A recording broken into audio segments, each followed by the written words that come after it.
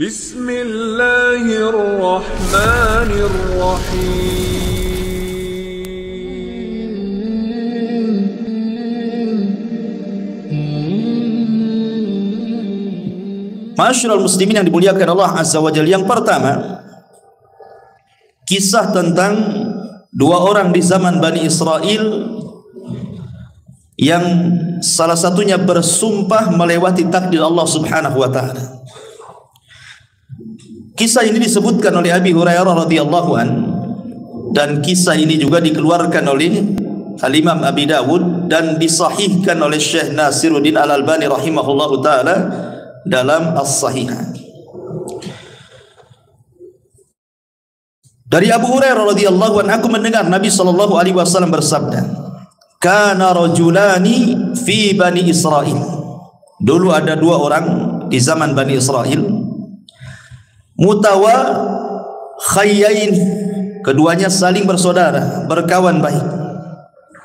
Tetapi salah seorang di antara mereka adalah yudhnib, banyak melakukan dosa, wal akhar mujtahidun fil ibadah, tapi satunya ahli ibadah. Jadi ada dua orang Bani Israel, satunya ahli maksiat, satunya ahli ibadah. Yang ahli ibadah ini baik sekali. Jadi setiap melihat kawannya yang bermaksiat itu selalu dinasihati agar bertobat. Tetapi kawannya yang ahli maksiat ini tetap saja tak mau bertobat.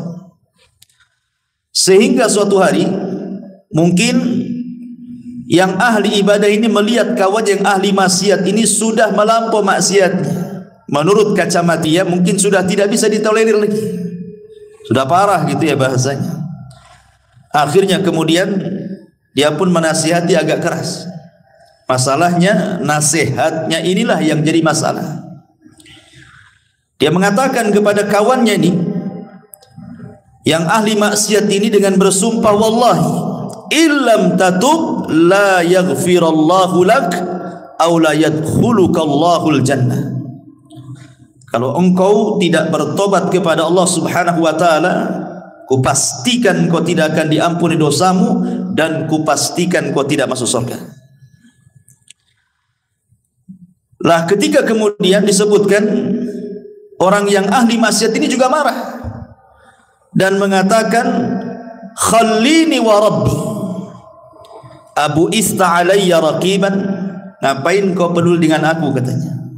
Apakah engkau diutus oleh Allah jadi malaikat raqib mengawasi aku tiap hari? Biarkan aku dengan Rabbku, katanya. Ini urusan aku dengan Tuhan, enggak ada urusan kamu, katanya. Akhirnya Allah Subhanahu wa taala takdirkan keduanya meninggal. Yang ahli ibadah Allah masukkan ke dalam neraka, yang ahli maksiat Allah masukkan ke dalam surga. Kenapa demikian? Mestinya kan dibalik gitu ya. Yang ahli ibadah masuk surga, ahli maksiat masuk neraka. Ini dibalik pula, di mana ahli maksiat masuk surga, ahli ibadah pula masuk neraka. Masalahnya, kata Abu Hurairah radhiyallahu an, ketika mengomentari hadis ini, dia mengatakan, walladzi nafsi biadi, demi zat yang jiwaku berada di tangannya, kata Abu Hurairah, demi Allah, yang satu itu, maksudnya yang ahli ibadah itu, sudah mengucapkan dengan satu kalimat, au baqad dunyahu wa akhiratah, yang menjadikan dunia dan akhiratnya terjungkal. Artinya tidak ada manfaatnya. Dunia tidak ada manfaat, akhiratnya pun tidak ada manfaat. Kenapa coba? Perhatikan di sini, kenapa Allah Subhanahu wa taala masukkan ahli ibadah ini ke dalam neraka dan ahli maksiat ke dalam surga? Karena yang ahli ibadah ini merasa ujub dengan ibadahnya. Dia merasa sombong dengan ibadahnya, seolah-olah dia paling suci dibandingkan kawannya yang ahli maksiat. Lah ujubnya inilah yang menjadikan Allah tidak suka. Sombong dia itu yang Allah tidak suka. Makanya ada kata-kata para ulama ini, seandainya ada ahli maksiat, semua maksiat dia lakukan, kemudian dia bertobat kepada Allah Subhanahu wa taala dengan tangisan, jauh lebih baik dibandingkan seseorang menghabiskan waktunya untuk ibadah tetapi ada ujub dalam hatinya.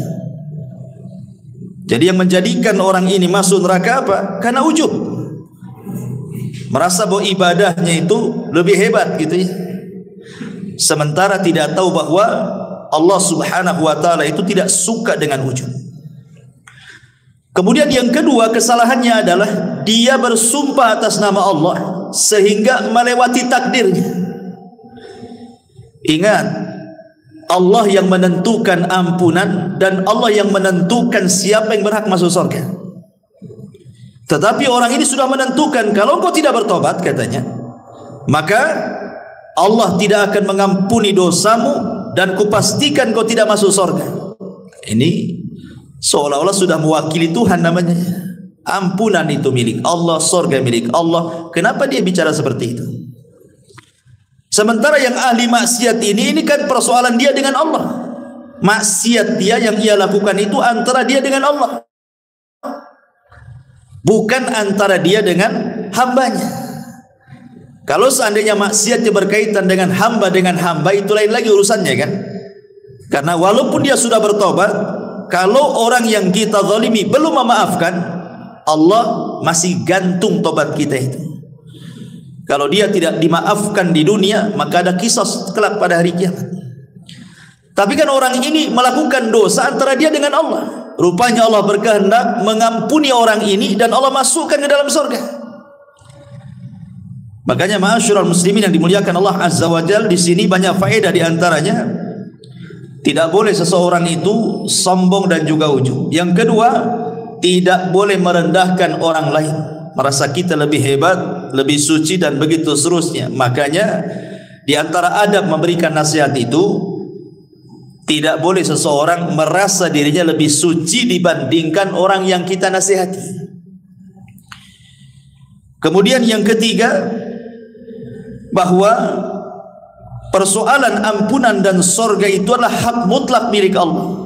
Sehingga mintalah ampunan kepada Allah dan mintalah surga kepada Allah Subhanahu wa ta'ala. Dan di sini juga ada faedah yang sangat baik. Artinya apa? Menjaga lisan. Karena yang ahli ibadah ini masuk neraka itu bukan karena membunuh, bukan karena minum khamar, bukan karena berjudi, bukan karena berzina, karena lisan. Ngomong sama kawannya kan, niatnya kan baik gitu.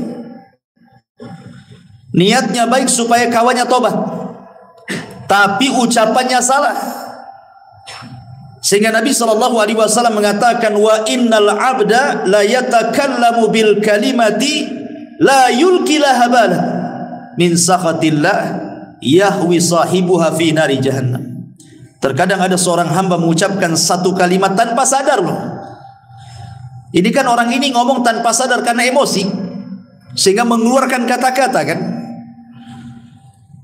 Tetapi tetap saja sadar ataupun tidak, orang ini karena sudah mengucapkan satu kalimat yang membuat Allah murka, cukup Allah masukkan dia ke neraka. Subhanallah, bagaimana kalau ucapannya itu dirangkai sebelumnya? Memang sudah dirangkai dari rumah untuk ngomong gitu ya. Lebih parah lagi, orang ini tidak sadar karena saking marahnya dia ngomong gitu. Maka ini juga ada faedah tentang jaga lisan dan juga beradablah kepada Allah Subhanahu wa ta'ala. Jangan melintasi takdir yang sudah Allah takdirkan kepada setiap manusia.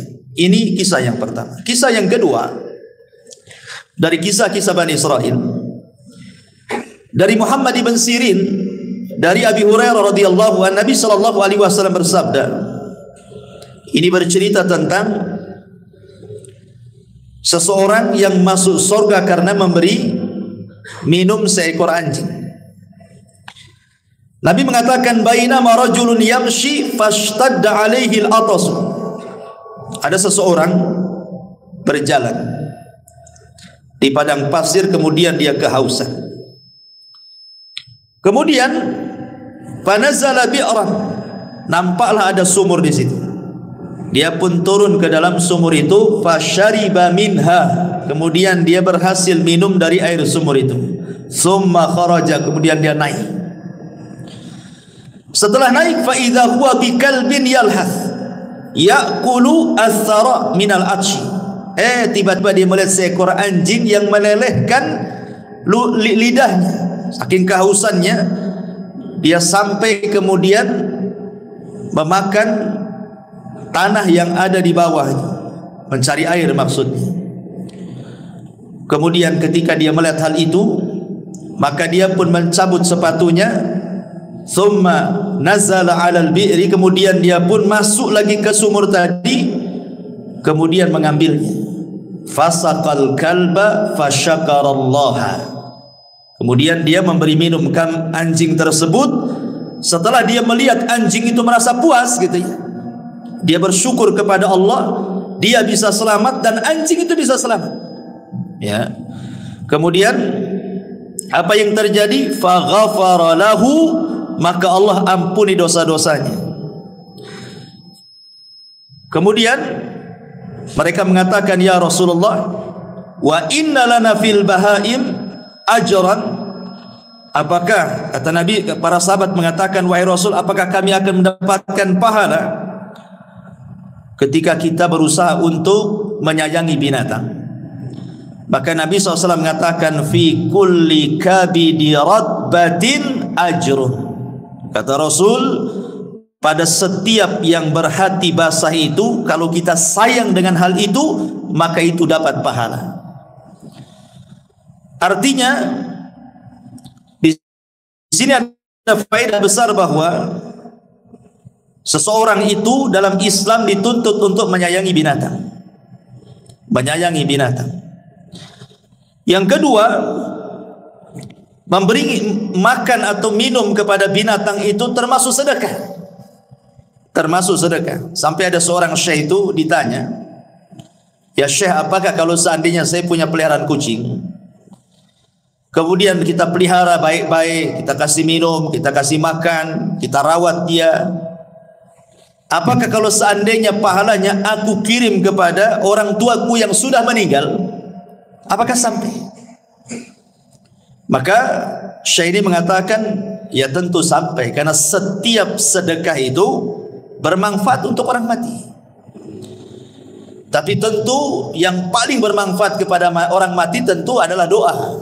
Yang pertama doa kan, baru kemudian sedekah. Yang paling manfaat bagi orang mati itu adalah doa dulu, baru kemudian sedekah. Di sini juga ada keutamaan kan gitu ya. Jadi orang ini memberi minum anjing itu bukan karena memberi minumnya, tidak, karena keikhlasan dia. Karena dalam riwayat itu ada juga riwayat yang mengatakan bahwa yang memberi minum itu seorang pelacur. Seorang pelacur dari Bani Israel, sama kisahnya. Kemudian seorang pelacur ini pun Allah Subhanahu wa taala masukkan ke dalam surga karena keikhlasannya. Jadi bukan karena memberi minumnya, tetapi karena keikhlasan dia. Jadi Allah melihat keikhlasannya sehingga Allah masukkan wanita itu ke dalam surga, menunjukkan keutamaan ikhlas di sini. Ini kisah yang kedua. Kisah yang ketiga, kisah seorang nenek di zaman Bani Israel yang minta surga. Ini dijelaskan dalam riwayat Abi Musa al-Ash'ari radhiyallahu an. Di sini juga disahihkan oleh Syekh Nasiruddin Al-Albani rahimahullahu taala. Ketika Nabi sallallahu alaihi wasallam pulang dalam peperangan, kemudian kehabisan bekal. Kemudian dia pun mencari orang yang mau menjamunya. Ketemulah seorang nenek Yahudi di perbatasan Madinah. Dalam riwayat Arabian, seorang Arab Badui. Kemudian Nabi SAW meminta izin untuk meminta sesuatu yang dimakan dia, diminum dia dengan para sahabatnya. Maka dengan senang hati wanita Yahudi yang sudah tua, atau dalam riwayat seorang Arabi, seorang Arab Badui ini, memberi makan dan minum Rasul dan pasukannya.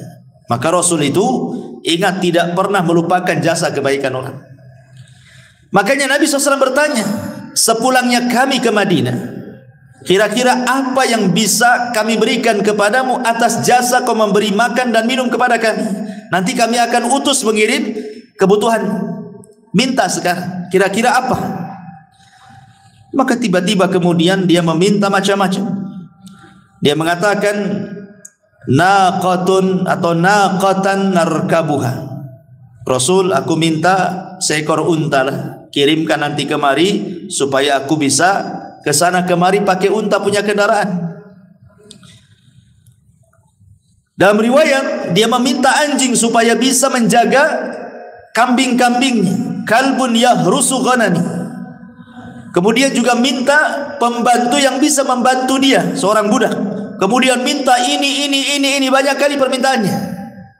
Hanya ngasih makan dan minum. Ketika Rasul mengatakan kira-kira sebagai imbalan kebaikanmu apa, macam-macam dimintanya. Maka Rasul mengatakan, tidakkah kau lemah untuk seperti seorang nenek di zaman Bani Israel? Sahabat heran kenapa Rasul menyebut seorang nenek di zaman Bani Israel. Makanya sahabat bertanya, wa ma'ajuzu Bani Israel ya Rasulullah, apa yang Anda maksud seorang nenek di zaman Bani Israel itu wahai Rasul? Maka Rasul mengatakan, dahulu inna Musa alaihi salam, Nabi Musa alaihi salatu wassalam, lamma sara bi Bani Israel min Misra dhallu tariq. Jadi ketika Musa ini dengan Bani Israel menyeberangkan dari Mesir menuju perjalanan Palestina, tiba-tiba nyasar, sesat jalannya, nggak tahu kemana arahnya. Kemudian para tokoh-tokoh Bani Israel, orang-orang pilihan Nabi Musa ini mengadu kepada Nabi Musa dan mengatakan, kami ingat bahwa dahulu Nabi Yusuf alaihi salatu wassalam sebelum meninggal, dia berwasiat agar dikuburkan di Palestina, jangan dikuburkan di Mesir.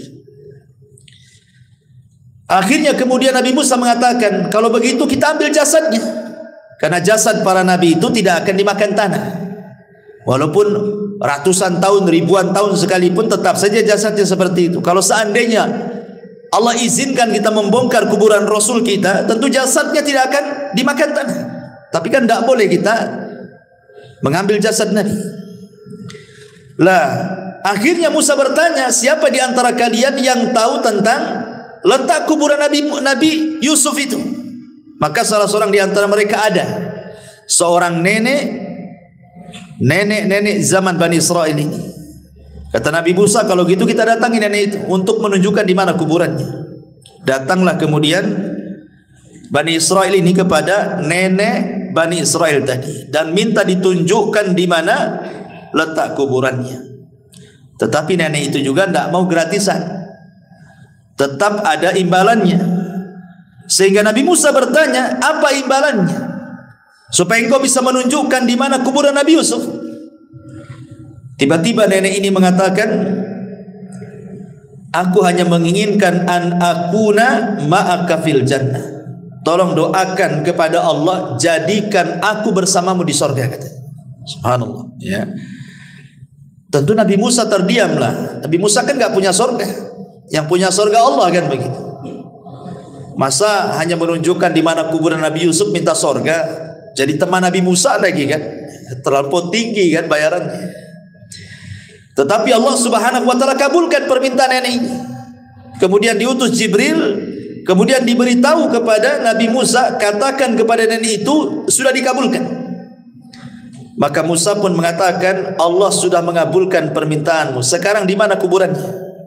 Kemudian ditunjukkan dan diambilnya jasad Nabi Yusuf. Kemudian mereka pun tidak lagi tersesat jalan dan Nabi Yusuf dikuburkan di mana? Di Palestina.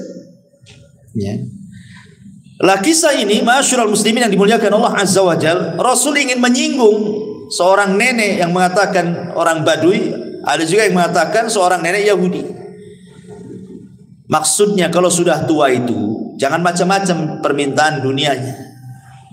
Lihat nenek zaman minta unta, minta anjing untuk menjaga ternaknya, minta pembantu, minta ini, minta itu. Kok sudah tua maksudnya? Kalau sudah tua itu dekat mati. Banyak-banyak minta surga gitu maksudnya. Karena di zaman Nabi SAW ada anak kecil yang luar biasa, namanya Rabi'ah ibn Ka'ab al-Aslami. Rabi'ah ibn Ka'ab al-Aslami, anak remaja, belum dewasa, masih remaja, suka membantu Nabi SAW. Jadi kalau malam dia suka menginap di rumah Nabi untuk menyediakan keperluan Nabi kalau bangun sepertiga malam. atau pertengahan malam, entah menyiapkan tempat wudunya, menyiapkan airnya. Jadi Nabi SAW melihat anak remaja ini masih kecil, kok semangat kali membantu dirinya. Maka Rasul SAW mengatakan kepada anak muda ini, mintalah sesuatu hai anakku, aku akan berusaha memberinya. Mintalah sesuatu untukmu. Kalau anak-anak kecil zaman sekarang antum katakan minta apa nak, pasti jawabannya lato-lato. Minta apa? Lato-lato kan itu. Anak-anak kecil kan itu. Minta mainan ini, mainan itu kan itu. Tapi lihat anak kecil di zaman Nabi, dia mengatakan ketika Rasul mengatakan salini, minta sesuatu kepadaku. Kata anak ini mengatakan as'aluka murafaqataka fil jannah. Tidak wahai Rasul, aku hanya ingin menjadi temanmu di surga. Anak kecil gitu ngomong begitu, coba. Aku hanya ingin menjadi temanmu di surga katanya. Nabi SAW gak yakin awa ghaira dzalik, yang lain. Namanya anak-anak kan suka mainan gitu ya. Yang lain gak ada katanya. Itu saja katanya. Maka tetap anak ini mengatakan tidak wahai Rasul, hanya itu saja katanya. Aku ingin menjadi temanmu di surga katanya. Maka Nabi SAW mengatakan fa inni ala nafsika bi kathrati sujud. Kalau begitu bantulah supaya keinginanmu tercapai. Nah, kau banyak-banyak sujud, banyak-banyak solat. Sejak itulah Rabi'ah al-Aslami, Rabi'ah ibn Ka'ab al-Aslami, dia memperbanyak solat. Maksudnya solat sunnah ya, solat wajib sudah jelas. Sampai dia wafat. Ya, itu anak kecil nih. Bahkan seorang wanita namanya Ummu Amarah. Ummu Amarah ini seorang wanita yang terlibat di salah satu peperangan bersama Nabi SAW. Ada yang mengatakan di perang Uhud. Perang Uhud itu kan perang kekalahan kaum muslimin. Bahkan Rasul masuk perangkap orang-orang musyrik kan. Hampir mati Rasul di perang itu. Bagaimana tidak coba, penutup kepalanya kan kena pecah gitu ya, karena diterjang oleh musuhnya dengan pedang sampai pecah tuh helm kepalanya. Sampai serpihannya menancap di pipi Nabi. Yang nyabutnya saja sampai rompang giginya, karena dicabut pakai gigi. Abu Bakar berusaha mencabut dengan tangan, tidak bisa juga. Akhirnya datanglah seorang sahabat, kalau tidak salah Abu Ubaidah ibnul Jarrah, kemudian dicabut oleh giginya sampai rompang giginya, cabut serpihan yang di pipi Rasul. Ya. Lah Ummu Amarah ini ketika Rasul masuk ke dalam parit itu, jebakan orang-orang Quraisy itu, kan sahabat ketika itu kan kocar-kacir gara-gara Nabi diisukan mati. Padahal ketika itu yang meninggal siapa? Mus'ab bin Umair. Lah Mus'ab bin Umair ini kalau pakai baju besi, dari depan, dari samping, dari kiri kanan itu persis seperti Nabi. Jadi ketika Mus'ab bin Umair mati disangka Nabi yang mati gitu. Tersebar isu bahwa Nabi meninggal itu di perang Uhud itu. Akhirnya kemudian para sahabat banyak yang lari. Tapi datanglah Anas bin Nadar menyemangati mereka untuk kembali ke peperangan. Akhirnya mereka maju lagi ke peperangan. Cuman ketika mereka lari kan Rasul sedikit yang melindungi. Lah salah satunya seorang wanita namanya Ummu Amarah. Padahal tugasnya seorang wanita dalam peperangan itu bukan untuk perang, untuk mengobati orang luka kan itu ya, menyediakan konsumsi gitu. Ini karena melihat kacau, ikut dia dalam peperangan. Ketika dia betul-betul menghalangi panah-panah orang itu untuk sampai kepada Nabi SAW, jadi badannya dijadikan tameng, jadi panah-panah itu menancap sama dia gitu. Kemudian kata Nabi SAW karena melihat semangatnya Ummu Amarah, kata Rasul, salini ya Umma Amarah, mintalah sesuatu hai Ummu Amarah sekarang.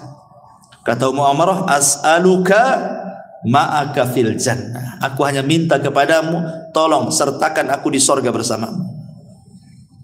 Akhirnya kata Rasulullah, kalian akan bersamaku di sorga. Nah, gitu kan. Orang dulu lihat dari anak kecil minta sorga, perempuan minta sorga. Ini pula orang yang sudah mau mati, kata Rasulullah, kenapa kau tidak minta seperti orang tua di zaman Bani Israel minta sorga, minta dunia pula gitu. Nah, jadi di sini juga pelajaran besar bagi kita bahwa kalau usia itu sudah menginjak tua, nah, perbanyaklah dekat-dekat masjid, banyak zikir, dekat-dekat dengan Allah kan. Walaupun tua bukan tanda-tanda mati kan, tapi umumnya orang tua dekat ajalnya. Kenapa? Karena umurnya sudah dibatasi dalam hadis Rasul, umatku ini umurnya berkisar 60 sampai 70. Lewat dari situ sedikit. Hati-hati nih kalau sudah 60 tahun ke atas. Ya. Harus banyak-banyak dekat dengan Allah Subhanahu wa taala. Ini di antara kisah Bani Israel juga. Kemudian kisah yang lain, kisah seseorang yang luar biasa bertawakal kepada Allah Subhanahu wa taala, kisah tentang amanah. Dari Abi Hurairah radhiyallahu an, dia menceritakan dari Nabi sallallahu alaihi wasallam, annahu dzakara rajulan min Bani Israil sa'ala ba'dha Bani Israil an yuslifahu alfa dinar. Bahwa ada seorang Bani Israel yang meminjamkan pinjaman kepada Bani Israel yang lainnya, seorang laki-laki di Bani Israel yang lainnya, sebanyak 1000 dinar. 1000 dinar banyak, ikhwan. 1 dinar itu kalau mau diemaskan 4 gram lebih. Kalau dirham separuhnya. Kalau 1000 nah berapa tuh? Banyak kan itu. Ratusan juta kan itu.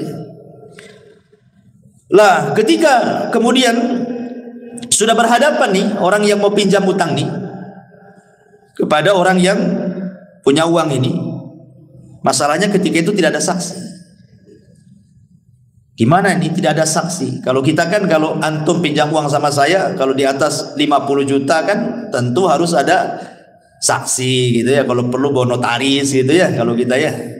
Kecuali kalau pinjamnya 500 sejuta yang enggak ya. Kalau udah banyak kan notaris lah kan gitu, nanti kabur pula kan.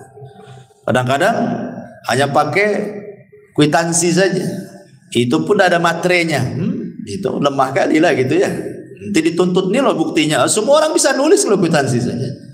Kadang materai saja lemah gitu ya. Kadang kalau sudah banyak pasti notaris kalau kita ini.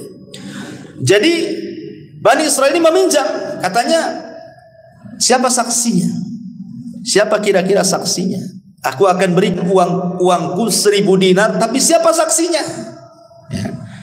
Akhirnya dia mengatakan, kafa billahi kafila, saksinya Allah. Saksinya Allah. Coba kalau zaman sekarang bilang saksinya Allah, 100 juta gitu kan. Gak yakin orang sekarang dengan Allah tuh. Orang dulu saksinya Allah. Nah, kalau sudah menyebut Allah yakin tuh. Dikasihlah 1000 dinar itu. Kemudian ditentukan berapa bulannya, tanggalnya, hari pengembaliannya. Kemudian bisa begitu saja. Tetapi karena dua-duanya amanah, yang punya uang amanah, yang pinjam uang pun amanah. Ya, kalau sekarang dua-duanya nggak amanah, yang minjemin ya nggak amanah, belum waktunya sibuk mau diminta lagi lah. Kita kan janjinya 3 bulan, masa baru seminggu sudah diminta lagi kan itu. Yang lebih parah yang minjamnya lebih tidak amanah, malah kemudian sudah waktunya bayar tak mau bayar, banyak kali dustanya. Kemudian tambah lagi marah-marah. Terakhir diblokir nomornya. Nah, itu kan masalah ya. Lah pada waktu yang sudah ditentukan mau bayar, ikhwan, rumah orang yang punya uang ini dengan rumah orang yang pinjam ini harus melewati sungai. Jadi ada perahu yang mengantarkan ke seberang gitu. Jadi hari itu pagi-pagi buta ala ini, orang ini berangkat dari rumahnya ingin bayar uang. Karena jauhnya jaraknya, akhirnya sampailah sore hari. Sementara kapal yang mengantarkan dari ujung ke ujung sungai itu sudah nggak ada lagi. Ya, mungkin kalau sekarang kan ada last ferry jam berapa gitu ya, udah ketinggalan kapal, udah nggak ada.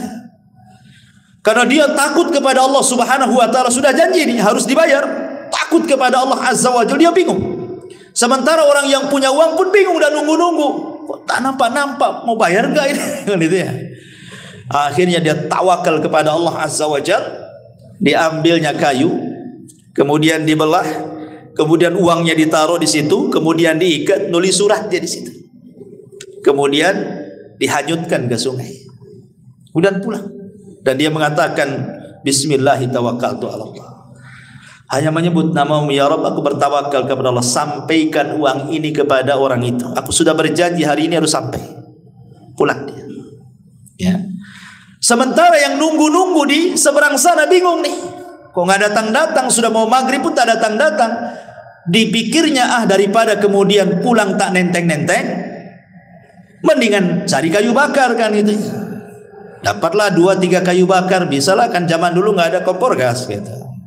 Akhirnya kemudian nampaklah ada kayu cantik bagus gitu. Ah, bagus juga nih kayu untuk kayu bakar.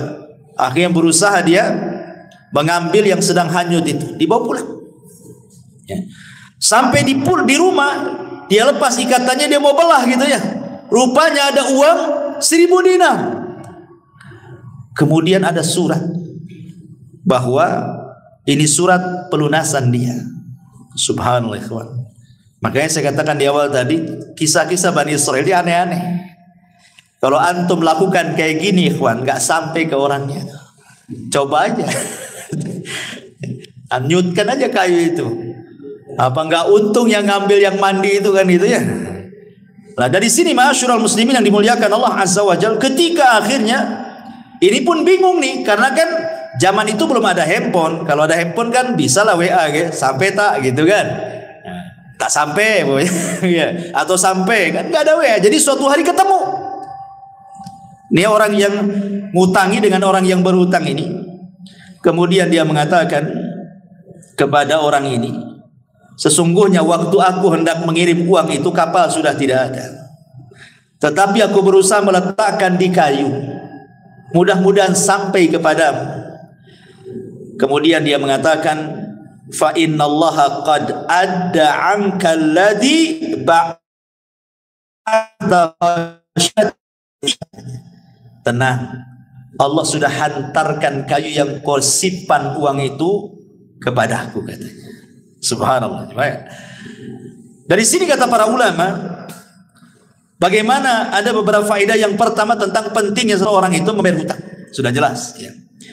Kemudian yang kedua di sini ada fadlut tawakul, keutamaan tawakal yang kuat. Pasti orang bertawakal itu akan menyampaikan kepada tujuannya.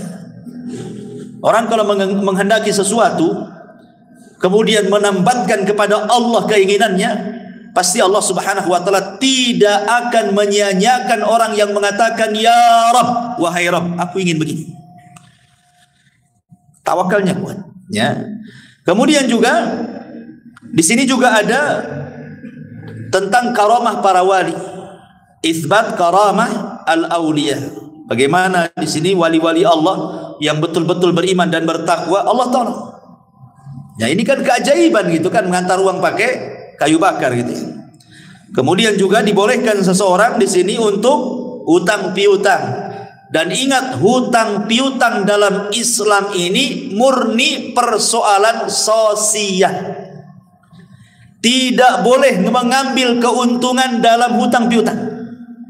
Ingat ya, hutang piutang ini persoalan sosial. Murni soal persoalan sosial, sehingga tidak boleh mengambil keuntungan.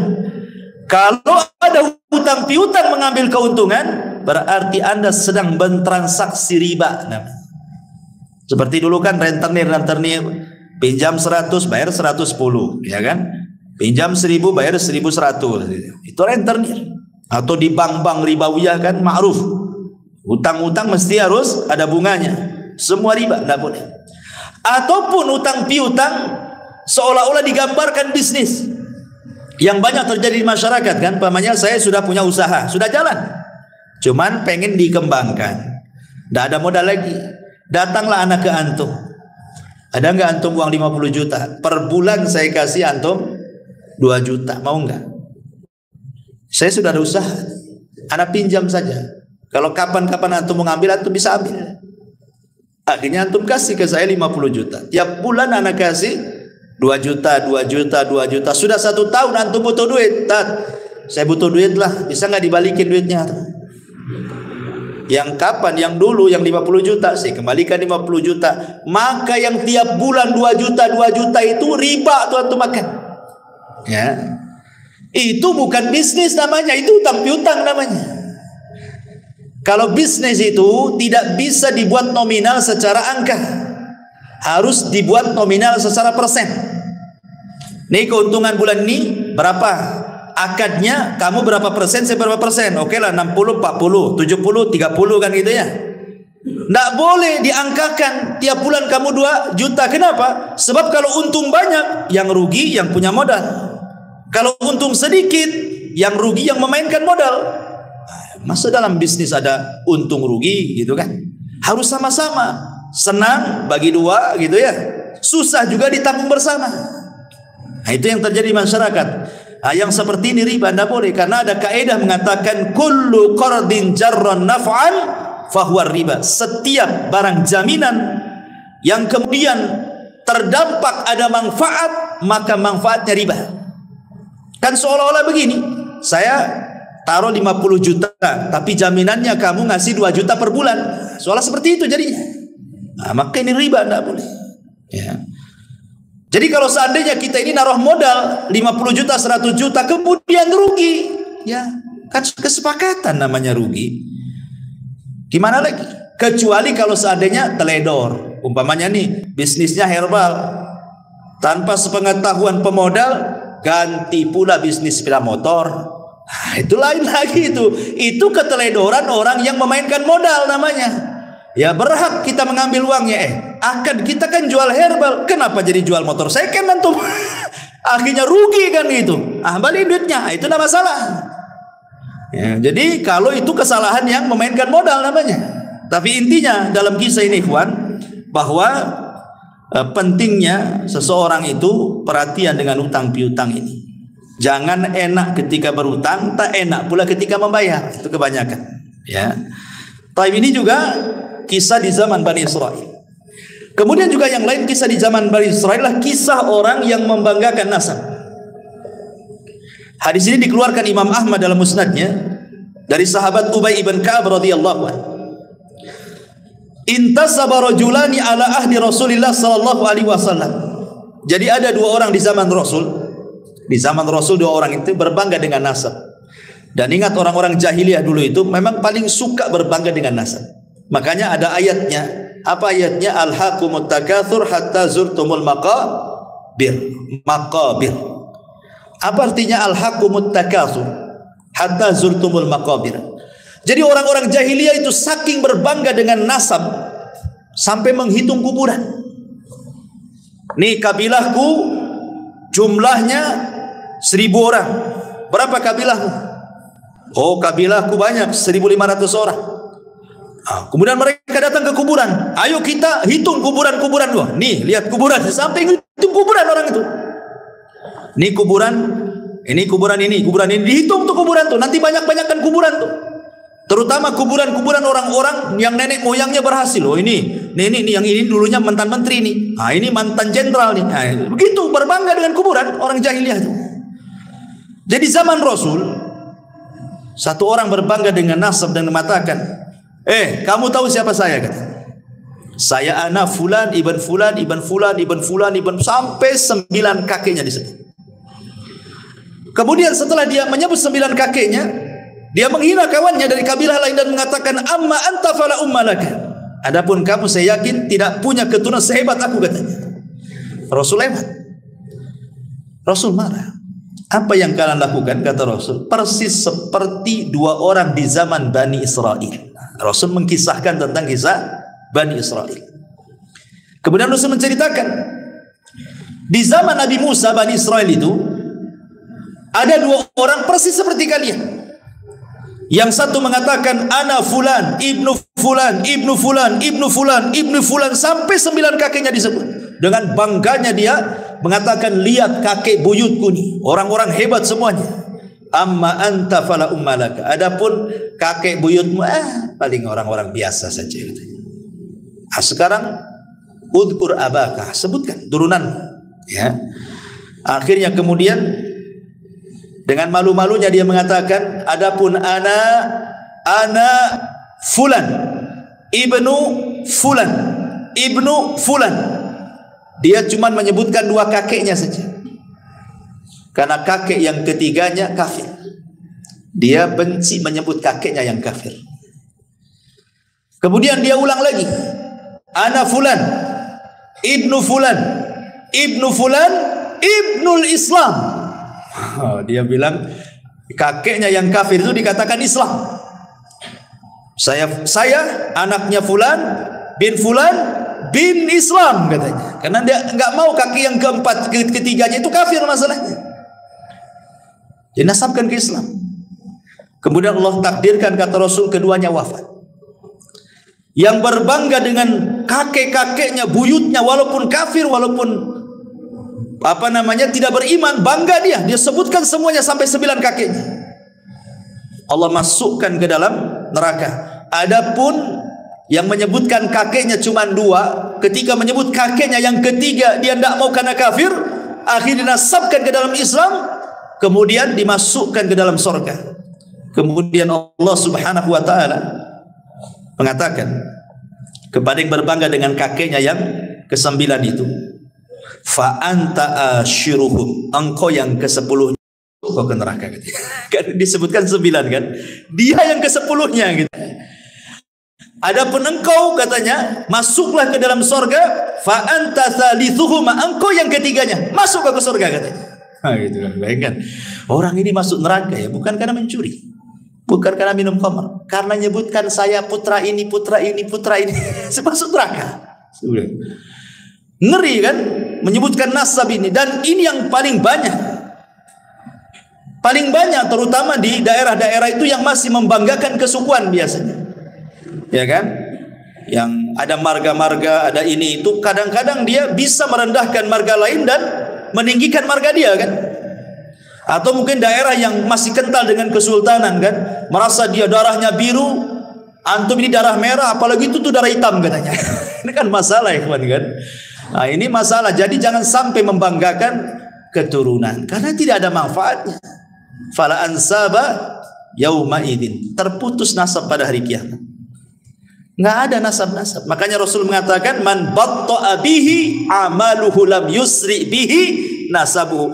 Kata Rasul, kalau lambat amalnya, percuma nasabnya. Hari ini orang ngaku syarifah, syarif, habib, habibah gitu ya. Percuma saja ngaku habib keturunan Nabi. Kalau kelakuannya kayak bajingan, buat apa kan itu? Percuma, karena yang dilihat itu bukan nasabnya, tapi amalannya. Lalu apa berbangga dengan nasab kan itu? Terkadang ada orang berbangga dengan nasab sedikit, saya keturunan Nabi, keturunan Nabi, keturunan Nabi kan itu ya. Ya, kita perlu berbangga juga. Nabi masih ada keturunan, kita muliakan mereka. Tetapi kalau buat kesombongan, buat apa coba? Maka nasab itu tidak ada gunanya di akhirat. Yang menjadikan orang masuk surga itu adalah amalan. Baik. Kemudian juga kisah yang lain. Masih kisah di zaman Bani Israel, adalah kisah 3 orang yang diberikan penyakit kemudian diuji dengan nikmat. Masyhur kisahnya ya, karena terdapat dalam kitab Riyadhus Shalihin, hadis dari Abu Hurairah radhiyallahu anhu, di mana hadis ini juga terdapat dalam Sahih Bukhari Muslim. Sudah jelas sahihnya ya. Jadi di zaman Bani Israel, singkat saja saya cerita, saya tidak akan baca nasnya kepanjangan. Di zaman Bani Israel itu ada 3 orang yang Allah Subhanahu wa taala berikan penyakit. Yang pertama abras, yang kedua aqra, yang ketiga a'ma. Abras, aqra, a'ma. Ya. Maksudnya abras itu seseorang yang punya penyakit sopak ya. Sopak itu apa ya? Semacam penyakit kulitnya, rusak kulitnya. Ya. Baras. Kemudian yang kedua, Allah Subhanahu wa taala berikan penyakit aqra, penuh dengan penyakit di rambutnya sehingga tidak satu helai pun rambut itu tumbuh dan banyak boroknya. Ingat di zaman dulu kan, zaman baheula lah ya, yang sudah tua-tua ini biasanya dulu kan rambut ini sudah kayak mahkota. Zaman dulu kan rambut tuh mahkota, makanya zaman dulu itu yang nampak di di pesak belakang celana itu bukan dompet, sisir. Ya kan, zaman dulu kan sisir di sini tuh. Nampak gagang sisirnya. Kalau zaman dulu kan dikit-dikit nyisir itu. Karena zaman dulu rambut itu luar biasa. Sampai kalau perempuan itu bisa dijual tuh potongannya itu. Belum ada wig zaman sekarang kan. Zaman dulu tuh bisa dijual tuh potongan rambut, apalagi yang bagus mahal. Nanti dibuat gelung gitu kan. Itu zaman baheula kan. Apalagi di zaman Bani Israel, tambah lagi zaman kita aja baheula itu rambut tuh kayak mahkota di kepala gitu. Malu kalau rambut jelek itu zaman dulu. Apalagi zaman dulu kan banyak kutu ya kan. Nggak tahu sekarang kutu ini pada kemana, hilang semua. Jadi akhirnya kemudian Yang ketiga orang buta. Lah Allah Subhanahu wa taala mengirim malaikat dalam bentuk manusia. Datanglah kepada orang yang punya penyakit sopak, baros yang penuh dengan borok di badannya itu. Kemudian dia mengatakan, "Tamanna ya abdi." Kalau bercita-cita Allah Subhanahu wa taala memberikan sesuatu, kira-kira apa cita-cita? Maka yang punya penyakit kulit mengatakan, kalau Allah kabulkan cita-citaku, aku hanya ingin satu, supaya Allah membersihkan semua penyakit di badanku dan Allah memberikan kulit yang indah kepadaku. Akhirnya orang ini mengusap. Malaikat yang menjelma orang ini diusap, sembuh seketika. Senanglah orang ini. Kemudian sebelum pulang, malaikat ini sebelum menghilang, dia mengatakan, kira-kira hewan apa yang kau sukai? Dia mengatakan al-ibilu unta. Akhirnya dikasihlah unta bunting. Kemudian malaikat ini berpindah ke orang kedua, sama pertanyaannya. Orang yang botak banyak penyakitnya itu, maka orang ini mengatakan, kalau Allah berkehendak, aku hanya ingin ditumbuhkan rambutku dan rambutku menjadi rambut yang paling indah sehingga manusia tidak membenciku lagi. Gitu. Diusap rambutnya, masya Allah, langsung tumbuh, hilang penyakitnya, tumbuh rambut indah dan tidak ada rambut seindah orang ini. Kemudian yang ketiga orang buta juga sama, disembuhkan. Lah orang yang punya penyakit di rambut ini kemudian ditanya, binatang apa yang kau sukai? Dia mengatakan sapi. Akhirnya dikasih sapi yang bunting. Kemudian orang buta dikasih kambing, karena dia suka kambing, dikasih kambing bunting. Allah takdirkan yang bunting-bunting dari binatang ini akhirnya semua lahiran dikembarkan anaknya, laki-laki jantan, jantan dengan betina, jantan dengan betina. Unta juga sama, lahir jantan betina. Sapi juga sama, lahir jantan betina. Kambing juga sama. Akhirnya anak-anak yang Allah takdirkan hidup, kemudian kawin berkembang, berkembang. Akhirnya satu lembah. Kayalah yang satu juragan unta, yang satu juragan sapi, yang satu juragan kambing. Allah hendak menguji tiga orang ini. Diutuslah malaikat. Ya. Kemudian malaikat ini ketika datang untuk menguji apakah orang itu bersyukur atau tidak, menjelma seperti orang ketika dia belum sembuh penyakitnya. Jadi datang kepada orang yang dulu punya penyakit sofak, malaikat ini menjelma orang sofak juga. Maksudnya supaya diingatkan. Itulah kadang-kadang kalau kita pandai bersyukur kan. Dulu kita pernah susah kerja, kemudian kaya, nengok orang susah itu akan terbayang, dulu juga saya kayak dia kan itu. Maksudnya seperti itu. Jadi akhirnya dia mengatakan, wahai fulan, engkau kan banyak untamu, katanya. Berikanlah satu unta untukku. Aku ini orang susah, katanya. Bukankah unta-untamu itu pemberian dari Allah? Diingatkan. Ya. Tiba-tiba dia mengatakan, enak saja. Ini untaku warisan bapakku. Kan kufur dia. Dia mengatakan ini unta-unta warisan bapakku. Kemudian kata malaikat ini, wahai fulan, lihat kondisiku. Bukankah dulu seperti diriku, gitu maksudnya. Diingatkan, bukankah aku dulu seperti diriku? Dia mengingkarinya, tidak.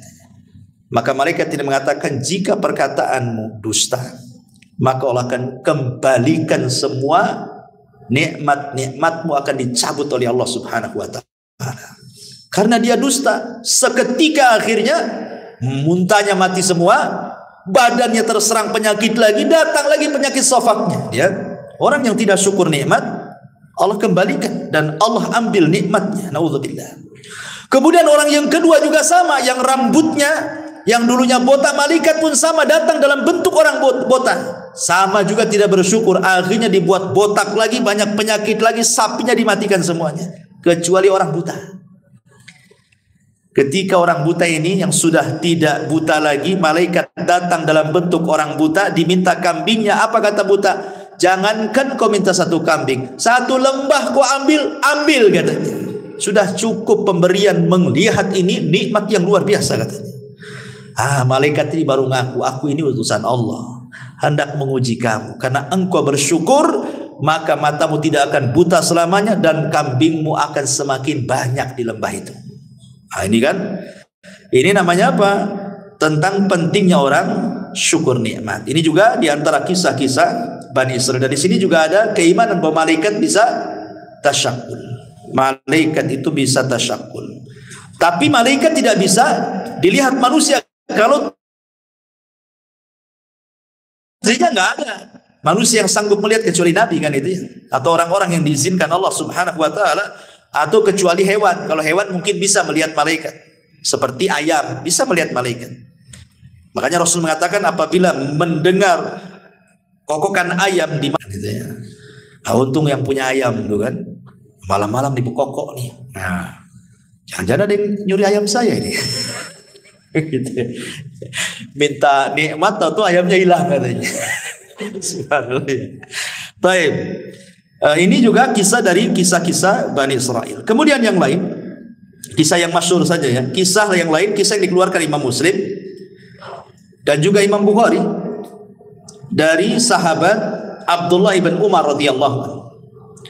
Udzibati imra'atun fi hirratin sajanatha hatta matat. Fadakhalat fiha an-nar. Fala hiya at'amatha wala saqatha id habisatha wala hiya tarakatha ta'kulu min khashashil ardi. Dahulu kata Nabi SAW, ada seorang wanita di zaman Bani Israel yang masuk neraka gara-gara seekor kucing. Kenapa alasannya? Karena wanita ini tidak pernah memberikan kesejahteraan. Dia rawat kucing, kemudian dia kerangkeng kucing, tapi tidak dikasih makan, tidak dikasih minum. Sehingga kemudian akhirnya kucing ini kelaparan. Terpaksalah kemudian makan apalah yang semut-semut di dinding atau hewan-hewan yang kebetulan lewat di situ di dinding, dimakan itu saja. Akhirnya kurus sakit mati. Kata Nabi SAW, wanita ini masuk neraka. Wanita ini masuk neraka gara-gara seekor kucing. Masyhur yang dimuliakan Allah Azza wa Jal. Dari sini ada faedah. Ini juga wanita ini kan kisah zaman Bani Israel. Di antara faedahnya adalah haram hukumnya menyiksa binatang. Tidak mesti kucing, binatang apapun boleh disiksa, tidak boleh, kecuali binatang yang boleh dibunuh. Kecuali binatang yang boleh dibunuh. Apalagi binatang ini sudah Allah tundukkan kepada kita, sudah Allah jinakkan kepada kita, antum siksa pula. Ayam, kambing, sapi, unta kan Allah jinakkan kepada kita, jangan disakiti. Makanya ketika ada orang mau menyembelih kambing di zaman Rasul, kemudian diseret dengan paksa dan dipukuli, apa kata Rasul? Hei fulan, apakah engkau akan membunuh kambing itu 2 kali? Sudah kau siksa, kau sembelih, katanya. Nggak boleh menyiksa binatang. Yang kedua, boleh seseorang itu memelihara kucing, kemudian diletakkan di kerangkeng, namanya dikasih kotak gitu ya, rumah-rumahan kucing, digembok, selama Anda memberikan kesejahteraan, entah makanan, entah minuman, nggak apa-apa. Ya, mafhum daripada hadis ini kan. Wanita ini kan melihara kucing, kesalahan dia karena nggak ngasih makan. Artinya kalau kasih makan, kalau kasih minum, kalau kasih kesejahteraan, tidak mungkin wanita ini masuk neraka. Mafhumnya kan seperti itu. Makanya dibolehkan orang itu memelihara kucing, asal kasih makan, kasih minum, kasih kesejahteraan. Kalau sudah waktunya kawin ya kawinkan, ya. Nah, tapi jangan antum pula yang kawinin dia. Karena ada orang kawin sama kambing ya kan. Itu di Jawa tuh di mana tuh orang kawin sama kambing. Didandani pula kambingnya, cantik pula tuh kambing tuh. Ya. Tapi rupanya acting gitu ya. Jadi tangkap polisi, oh ini untuk ini saja, konten katanya. Ya alasan lah depan polisi kan. Jangan-jangan betulan tidak konten itu kan. Naudzubillah. Karena juga kan ada ulama membahas orang yang menyetubi binatang kan ada hukumnya. Ya, hukum bab tentang haramnya seseorang menyetubuhi binatang. Ketika dibahas para ulama pastilah ada orangnya kan. Tidak mungkin ulama nyantumkan bab gitu saja nggak ada orangnya kan itu ya. Jangan-jangan betulan kan itu ya. Atau kalau konten alhamdulillah, tapi janganlah konten kayak gitu. Konten masa konten kawin-kawin sama kambing, kayak gak ada perempuan lagi kan. Nauzubillah ya.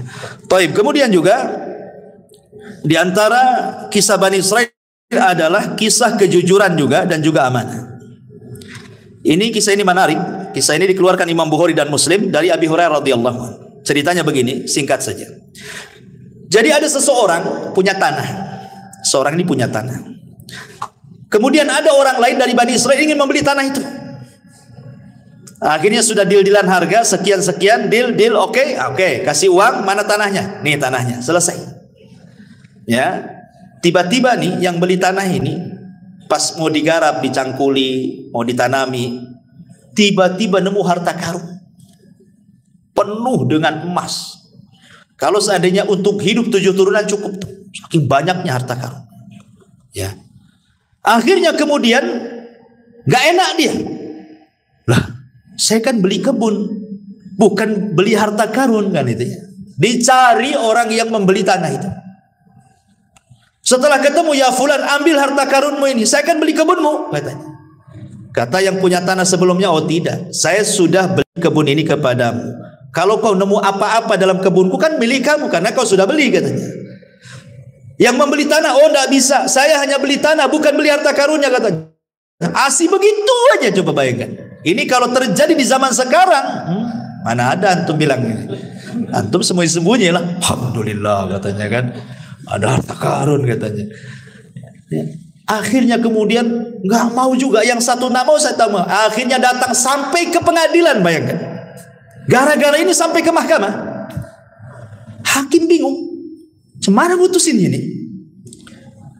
Ketika ditanya kepada yang penjual, dia mengatakan, saya jual tanah Pak Hakim. Kalau dia mendapatkan apapun dalam tanah, ambil, itu hak dia. Kemudian yang satu mengatakan, tidak Pak Hakim, saya membeli tanahnya, saya tidak beli harta karunnya, katanya. Ini milik dia, ambil, katanya. Kamu bingung hakim itu akhirnya kan. Mana satu nih mau kasih, ini tak mau kan itu. Kalau saya hakimnya, ya sudah kasihkan saya aja kan. Kalau saya hakimnya kan itu ya. Tapi Pak Hakim ini bijak. Kamu punya anak enggak? Punya. Siapa anakmu? Laki-laki perempuan? Laki-laki. Kamu punya anak? Sama. Perempuan, laki-laki, perempuan. Ah, kawinkan aja anakmu. Maharnya harta karunmu. Subhanallah. Akhirnya dinikahkan. Jadi kaya anak-anaknya. Enggak kemana-mana kan. Ya.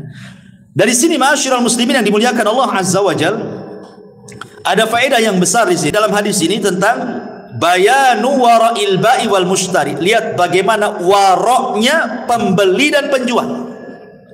Penting warok dalam jual beli itu. Kenapa? Jangan sampai kita memasukkan hal yang syubhat dalam perut kita. Ingat Ibrahim bin Adham. Dia beli segantang kurma di Mekah. 1 kilo lah bahasa, 1 gantang. Kemudian nampaklah 1 butir kurma di bawah gantang, dikiranya itu kurma yang jatuh dari gantang itu. Dia ambil, dia makan. Dia berhusnudzon itu mungkin boleh jadi di takaran itu yang sudah ditakar jatuh. Ya. Kemudian dia pergi ke Palestina karena ingin i'tikaf di Masjidil Aqsa. Berhari-hari dia ibadah nggak pernah khusyuk, nggak pernah khusyuk. Sholat nggak khusyuk, baca Quran nggak khusyuk. Akhirnya dia berpikir, itulah ulama dulu kalau memakan sesuatu yang haram itu pengaruh kepada ibadahnya kan. Apa yang dilakukan saya ini? Kenapa ndak ibadah kok agak khusyuk-khusyuk? Diingat-ingat maksiat apa, perasaan tak ada maksiat saya kan. Rupanya teringat dengan 1 butir kurma. Oh, jangan-jangan gara-gara 1 butir kurma itu katanya. Langsung dia dari Palestina, bayangkan, berangkat bertolak ke Mekah. Ya kan jauh dari Palestina Mekah, mau sebulan ikhwan. PP 2 bulan kan itu ya. Langsung dicari orang yang jualan itu. Rupanya sudah tak ada. Tidak ada orang jualan itu. Ditampaknya dulu yang jual orang tua, sekarang kok jadi anak muda yang jual nih. Kemana yang jual tuh? Didatangi. Nah, mana orang yang jual dulu di sini? Kan di sini orang tua dulu. Kata anak ini, oh iya itu bapak aku sudah meninggal, katanya. Mau menangis dia gara-gara meninggal. Ya. Kemudian dicerita, gimana nak? Kalau seandainya kamu ikhlaskan yang 1 butir, kan bapakmu sudah nggak ada, otomatis nih warisan kamu. Ikhlaskanlah yang 1 butir itu, katanya. Kata anak ini, Pak, gitu ya, kalau 1 butir saya ikhlaskan, masalahnya bapakku itu anaknya banyak, katanya. Anaknya bukan saya saja, anaknya banyak, bersebar di mana-mana. Kata Ibrahim bin Adham, subhanallah, sudah, mana alamat-alamatnya? Saya akan datang minta maaf kepada mereka, minta diikhlaskan. Satu-satu didatangi anak-anaknya. Ketika sudah mengikhlaskan semuanya, barulah dia khusyuk ibadahnya. Kita ini nggak pengaruh mau ngambil nggak ngambil ibadah, karena memang nggak pernah khusyuk kita. Kan gitu. Jadi gimana lagi, nggak ngaruh. Memang hari-hari juga nggak khusyuk, sholat nggak khusyuk, sudah nggak biasa. Tapi lihat ulama ini luar biasa kayak gini. Ya. Subhanallah ya. Ini juga diantara kisah Bani Israel. Kemudian juga ada kisah Bani Israel ini, seorang wanita pendek, karena ingin tinggi badannya, akhirnya dia diikatkan kayu di kakinya. Di kisahnya ini juga hadis sahih dikeluarkan Imam Muslim dari Abi Sa'id Al-Khudri radhiyallahu anhu dari Nabi sallallahu alaihi wasallam, kanat imra'atun min bani Israil qasiratun tamshi ma'a imra'ataini tawilataini fattakhadat rijlaini min khashabin wa khataman min dhahabin mughlaqin mutbaqin thumma hasyathu miskan wa huwa atyabut tib famarrat baina al-mar'ataini falam ya'rifuha faqalat biyadiha hakadha. Dari Abu Sa'id Al-Khudri radhiyallahu an bahwa Nabi kemudian dia berjalan di antara dua wanita yang tinggi. Lalu dia memakai sepatu dari kayu supaya tinggi juga gitu ya. Apa sekarang pakai hak ya, sepatu tinggi itu ya. Dan cincin dari emas yang tertutup. Kemudian dipolisinya dengan minyak wangi dari misik. Dia adalah wewangian yang paling wangi saat itu, dan sampai saat ini juga misik juga paling wangi kan. Dan minyak misik ini paling susah karena kan diambil dari darah menjangan. Jadi kalau ngambil minyak misik ini ada menjangan, atau menjangan ya kijang. Itu kijang liar, lari kencang. Nanti pas lari itu ditangkap. Nah, nanti darah khususnya, enggak semua darahnya, ada darah tertentu dalam kijang itu setelah lari kencang, itulah bahan minyak misik itu. Makanya mahal karena harus kejar-kejaran dulu dengan kijang baru dapat minyak misik kan gitu. Minyak misik ini mahal gitu ya. Lah, kemudian lalu wanita ini berjalan di antara dua wanita itu, maka mereka para laki-laki tidak mengetahui. Kemudian dia ayunkan tangannya begini sambil gerak-gerak cincinnya. Cincinnya kan sudah diolesi minyak wangi sehingga laki-laki tidak kenal dia. Dari sini kata para ulama, larangan tidak boleh wanita memakai kaki palsu supaya nampak tinggi badan. Larangan, tidak boleh. Ya kan sekarang banyak kan sepatu ditinggi-tinggiin biar nampak tinggi gitu ya. Tidak boleh, haram. Ya. Dan di sini juga ada larangan tidak boleh seorang wanita berhias untuk di luar kepada suaminya. Berhias di luar tidak boleh. Menunjukkan bahwa berhias di luar suaminya bagi seorang wanita ini tradisinya siapa? Bani Israel, tradisi Yahudi itu. Atau yang meninggi-ninggikan badannya dengan sepatu yang tinggi supaya nampak tinggi, ini juga tradisi orang-orang Yahudi. Betul kata Rasulullah, tattabi'anna sanana man kana qablakum shibran bi shibrin wa dhira'an bi dhira'in hatta law dakhulu juhra dabin la dakhaltum. Kalian sedikit demi sedikit akan mengikuti tata cara umat sebelum kalian sejengkal demi sejengkal, sehasta demi sehasta. Kalaupun mereka masuk ke lubang biawak padang pasir, ingat, biawak padang pasir ini kalau dia punya buat lubang di padang pasir itu berkelok-kelok, nggak lurus, susah ya. Tapi walaupun demikian kalian ikut di belakangnya. Dan ingat ya, dhob padang pasir dengan dhob Batam beda. Biawak padang pasir dengan biawak Batam beda. Kalau biawak padang pasir itu warnanya putih, kalau biawak Batam warnanya hitam. Kalau biawak padang pasir makan sayur, kalau biawak Batam makan ular atau makan ngeri, makan semua kanibal kan. Ya, jadi nggak bisa disamakan. Oh, Rasul melihat Khalid bin Walid makan biawak gitu ya. Kemudian kata Khalid makan Rasul, kata Rasul tidak. Di negeriku nggak ada. Di sini ada sunnah takrir namanya. Rasul tidak mengharamkan dan tidak memakan. Artinya boleh makan biawak. Tapi biawak seperti apa yang bisa dimakan? Biawak di padang pasir yang nggak kanibal. Sebab kalau biawak padang pasir nih disatukan dengan biawak Batam satu kandang, dimakan tuh biawak padang pasir tuh. Ya. Nah, jadi tidak semua biawak. Kalau biawak kita haram lah. Dia kan termasuk hewan yang muftarish. Ya, hewan yang nerkam dengan kukunya kan. Itu tidak boleh. Ya, kalau biawak padang pasir kan enggak, yang dimakan dia rumput, sayur, dia enggak kanibal. Beda hukumnya, ya. Intinya bahwa di sini tidak boleh larangan seorang wanita meninggi-ninggi badan dengan kayu dan sepatu dan begitu seterusnya. Baik, kemudian juga kisah yang selanjutnya ya, yang sahih dikeluarkan Imam Muslim tentang kisah hujan yang hanya menyirami satu petak tanah saja. Dijelaskan dari Abu Hurairah radhiyallahu an, Rasul bersabda, "Bainama rajulun fi falatin minal ardi fasami'a sautan fi sahabin iski hadiqata fulan." Adalah seorang Bani Israel berjalan di pemantang sawah. Tiba-tiba nengok ada awan hitam sedang berjalan. Di balik awan itu ada yang bicara, "Hujani kebunnya si Anu." Ini anak muda heran, kenapa ada suara? Tengok kiri kanan tak ada, tengok depan belakang tak ada. Rupanya ketika tengok ke atas, rupanya suara dari atas. Terus berbicara, "Hujani kebun si fulan, hujani kebun si fulan bin fulan." Terus penasaranlah anak muda ini, diikuti awan itu.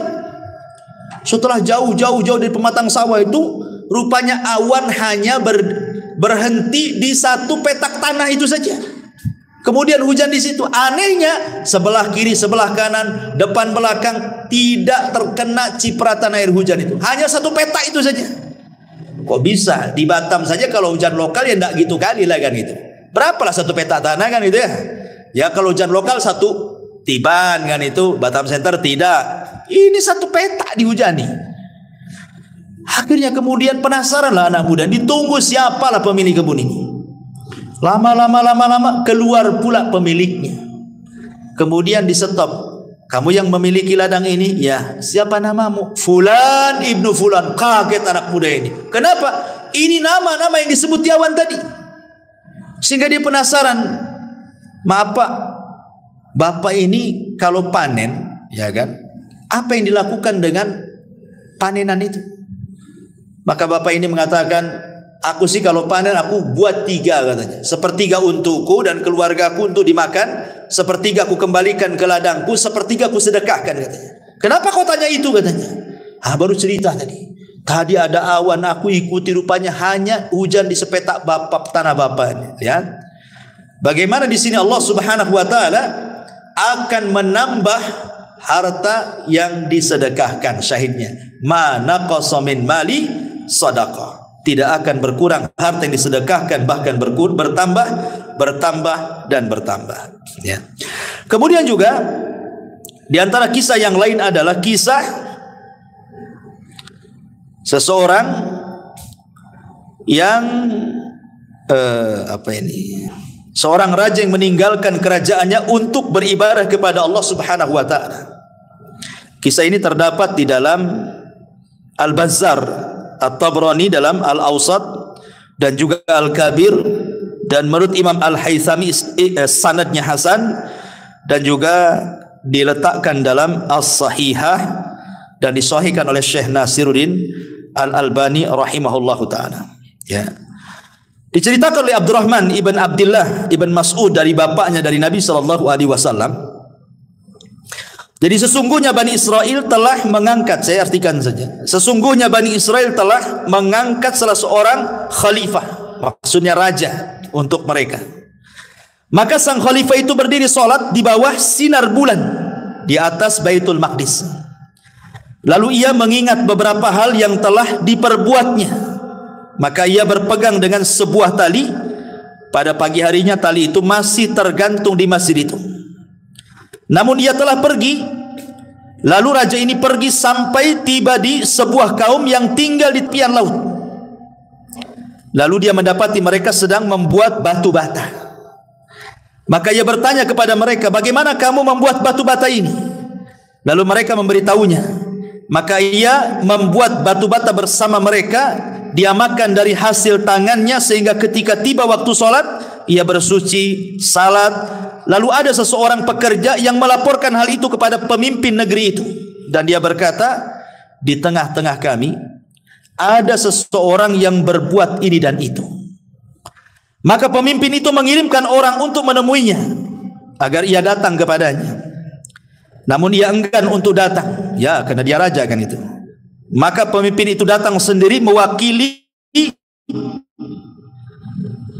teman-temannya, rakyatnya. Sehingga kemudian berjumpalah antara pemimpin dan pemimpin ini kan itu. Kan ini kan nyamar, raja nyamar ya. Ini pemimpin ini juga pemimpin daerah situ kan, berjumpa. Lalu kemudian setelah berjumpa, dia berkata, tunggulah aku ingin berbicara padamu satu kalimat saja. Maka orang itu berdiri sehingga berbicara dengan pemimpin itu dan memberitahukan kepadanya bahwa ia adalah seorang raja dan bahwa ia pergi karena takut terhadap dosa. Pemimpin negeri itu berkata, sesungguhnya aku akan menyusul berbuat seperti itu bersamamu. Maka keduanya beribadah kepada Allah dan kemudian meminta kepada Allah agar diwafatkan berdua sehingga keduanya wafat. Maka Abdullah bin Mas'ud berkata, kalau aku berada di Rumailah Mesir, tentu aku akan memperlihatkan kepada kamu kuburan kedua raja tersebut yang tobat bersama-sama.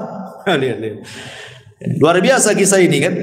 Jadi bagaimana di zaman Bani Israil ada seorang raja yang takut dosa, kemudian karena takut dosa ditinggalkan kerajaannya. Nampaklah rakyatnya di situ ada yang sederhana, kerjanya cuma buat batu bata, ikut pula di situ. Kemudian dia kerja bersama mereka, makan bersama mereka. Disitulah dia merasakan lezatnya hidup bersama orang-orang susah. Tidak seperti ketika dia jadi raja gitu kan. Akhirnya kemudian kan aneh, raja itu kan beda penampilannya, pasti terawat gitu ya. Orang desa kan nampak orang desa ya, nggak terawat badannya ya. Ini raja tentu ya, kalau di zaman sekarang kayak setingkat menteri saja bersih-bersih itu ya, sauna, steam bath atau apa yang penting dirawat. Jadi dicuriga loh orang-orang ini, mana ini orang mana ini, kok ganteng banget. Dilaporkan kepada raja tempatan situ. Kemudian rajanya datang gitu ya. Kemudian ngomong-ngomong baru cerita, aku ini raja juga. Terenyuhlah raja situ. Kok bisa dia raja datang ke daerahnya, kumpul bersama rakyatnya hanya untuk beribadah. Itu daerah dia. Makanya dia pun kemudian mengambil ibrah dari pelajarannya. Dia pun ingin sama seperti dia. Akhirnya sama-sama kerja, hidup di situ, beribadah di situ sampai mati. Kan itu. Nah, ini kan luar biasa. Ini menunjukkan juga nasihat kepada para pemimpin. Ini hadis ini isyarat kepada para pemimpin, karena dulu ada namanya Yahya al-Burmuki di zaman di zaman Bani Umayyah. Dia dipercaya oleh Khalifah Harun ar-Rasyid untuk memimpin kota Madinah. Tetapi dia pun melintasi wewenangnya sebagai gubernur. Dia pun berkasus. Akhirnya Harun ar-Rasyid menangkap dia dan anaknya dipenjarakan. Yahya al-Burmuki. Sehingga anaknya ini bingung kesalahan bapaknya apa, sama-sama masuk penjara kan gitu. Jadi anaknya ngomong kepada al-Burmuki ini, Yahya al-Burmuki ini mengatakan, wahai abi, dulu kita ini dihormati, dihargai, macam-macam orang mandang kita sekali perintah orang langsung laksanakan. Kenapa setelah hidup senang kita kok disempitkan dalam penjara ini? Ada apa wahai ayah? Bingung anaknya. Maka Yahya al-Burmuki mengatakan, wahai anakku, boleh jadi ini doa-doa yang pernah kita zalimi gitu. Boleh jadi ini doa-doa yang pernah kita zalimi melesat ke langit sehingga Allah kabulkan. Seperti inilah jadinya. Betul kata Nabi SAW, doa yang orang yang dizalim itu kan melesat sampai ke atas awan. Ketika doa itu sampai kepada Allah, apa kata Allah? Wa bi izzati la ansurannaka walau ba'dahin. Dengan kemuliaanku kata Allah, aku akan tolong kamu tepat pada waktunya katanya. Kata Imam Ibnul Qayyim, walaupun doa itu disambut oleh orang kafir sekalipun, maka Allah akan di samping orang kafir itu. Bukan karena kekafirannya, tapi Allah tidak suka dengan kezaliman.